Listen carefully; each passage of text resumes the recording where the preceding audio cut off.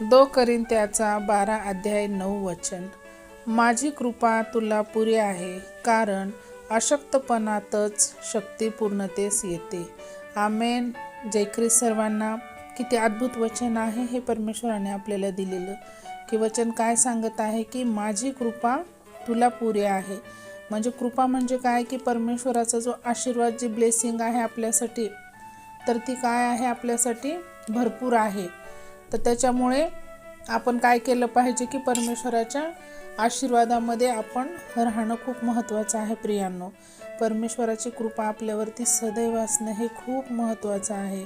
आणि त्यासाठी आपल्याला काय निरंतर प्रार्थना करणे, परमेश्वराचे स्तवन करणे, स्तुती आराधना करणे हे आपले निरंतर पाहिजे प्रियांनो. कारण अशक्तपणातच शक्ती पूर्णतेस येते.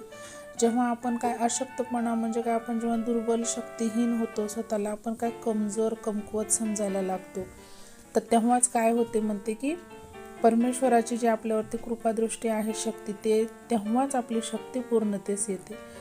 ते म्हणजे काय अर्थ याचा की एका ठिकाणी वचन असंही सांगत आहे की जिथे मी काय होईन, दुर्बल होईन, तिथं परमेश्वराच्या सामर्थ्याने मी शक्तिवान होणार, असं वचन आहे प्रियांनो.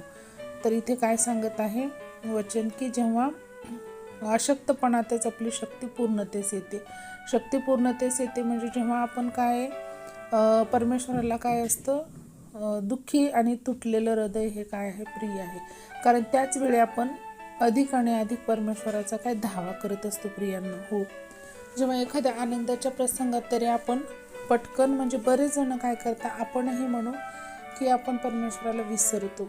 पण जेव्हा आपल्यावर वाईट प्रसंग येतो, दुःखात आपण असतो, तर तेव्हा आपण पटकन काय परमेश्वराच्या चरणी जाऊन बसतो आणि अधिक आणि अधिक वेळ आपण हा परमेश्वराला देतो प्रियांनो.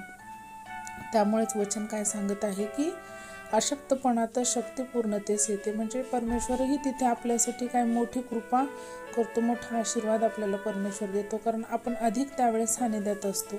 म्हणूनच वचन काय सांगत आहे की आपण परमेश्वराची जर कृपा आपल्याला काय आहे, पुरी आहे. हो, आपल्याला हे जगिक जीवनामध्ये काहीच नको आहे प्रियांनो. फक्त आणि फक्त परमेश्वराने काय आपल्यावरती त्याची कृपादृष्टी ठेवणं हे खूप आपल्यासाठी महत्त्वाचं आहे आणि गरजेचं पण तितकंच आहे.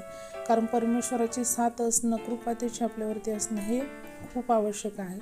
त्याच्याशिवाय आपण काहीही करू शकत नाही. जिथे आपलं काय अनेक अडचणी येतात, आपण स्वतःला काय कमजोर दुर्बल समजायला लागतो, बरेच संकटे आपल्या काय होतात, पाठीमागे येतात, पण तेव्हाही काय होतं की आपण तिथे अशक्त होतो. तेव्हाच आपल्याला तिथे काय होणार आहे, परमेश्वराच्या कृपेने आपण सशक्त बनणार आहोत, नाही का. तर त्यामुळे किती अद्भुत आहे हे. आणि ख्रिस्ताच्या सामर्थ्याची छाया हे काय आपल्यावर सदैव राहावी, म्हणून आपण विशेष करून काय अशक्तपणाची प्रौढी फार आनंदाने मिरवीन. म्हणजे काय म्हणत आहे की जिथे आपण काय अशक्तपणाचं आपण काय केलं पाहिजे, त्याच्याबद्दल आनंद केला पाहिजे. का तर परमेश्वर आपल्याला खूप आणि खूप तिथे ब्लेसिंग देणार आहे.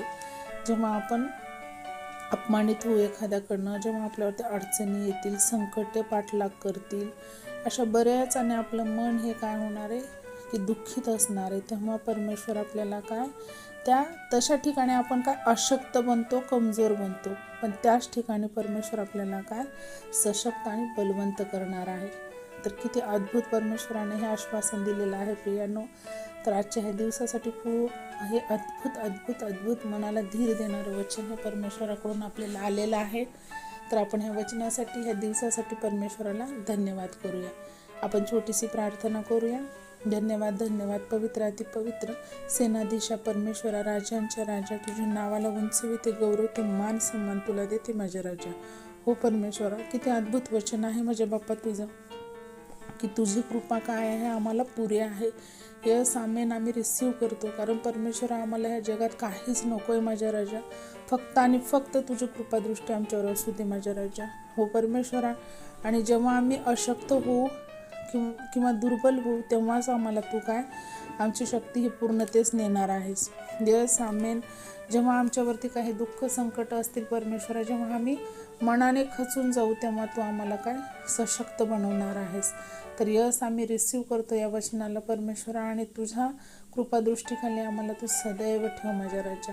हो परमेश्वराला, आम्हाला सर्वांना तू तुझ्या आधीन स्वाधीन ठेव माझ्या राजा. हो परमेश्वरा, हे छोटीशी प्रार्थना येशू ख्रिस्ताच्या प्रिय आणि गोड नावात केली म्हणून ऐका पित्या.